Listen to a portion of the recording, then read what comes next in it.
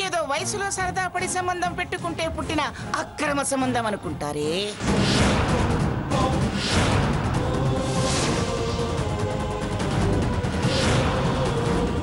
అందుకనా ఇలా కొత్త పథకం వేసి కొత్త వేషం కట్టి పార్కుకి పిలిపించావు? అత్తయ్య గారు మర్యాదగా మాట్లాడండి.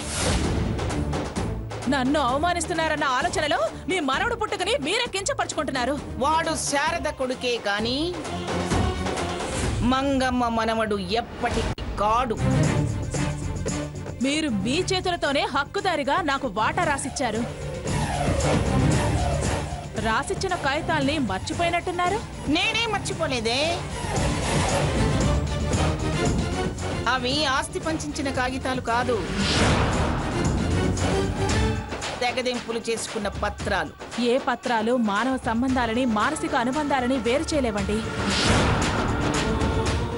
ఆ పత్రాల్లో ఎక్కడ అలాంటి కండిషన్స్ లేవే. వాడు పిఠాపురం ఆనందరావు గారి కొడుకని ఖచ్చితంగా ఆ పత్రాలు నిరూపిస్తున్నాయి. పైగా అవి ఈ మధ్య రాసిచ్చారు. ఆ తారీఖు చాలు నేను ఎలాంటిదానో నిరూపించుకోవడానికి. అయినా నాలో తప్పుంటే మీరు అవన్నీ రాసివ్వాల్సిన అవసరం లేదే. వాడికప్పుడు ఏ హక్కు ఉండేది కాదుగా. ఈ వాదనలేవి నీ ప్రవర్తనకి గుణానికి ఆధారాలు కావు. అవుతాయో అవ్వవో అవి నలుగురిలో పెట్టినప్పుడు కదా తెలిసేది. ఏమిటే బెదిరిస్తున్నావా? బెదిరింపులు మీకలవాటు.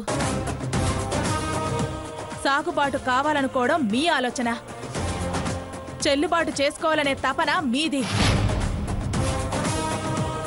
మీరు నిజాన్ని అబద్ధం చేయాలని చూస్తారు.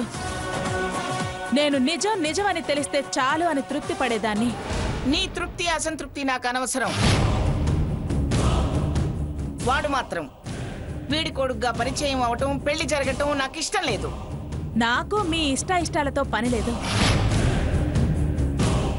మీ ఇష్టాలకి తలొంచితే ఇన్ని కష్టాలు పడాల్సిన అవసరం ఉండేది కాదు. అలా అని నా ఇష్టం మాత్రమే సాగాలనే పట్టుదల నాకు లేదు. అభిమానాన్ని చంపుకుని బ్రతికే తత్వమూ నాకు లేదు. ఇప్పుడొచ్చి ఇలా దేవరించడంలోనే తెలుస్తుంది నీ అభిమానం, ఆత్మాభిమానం.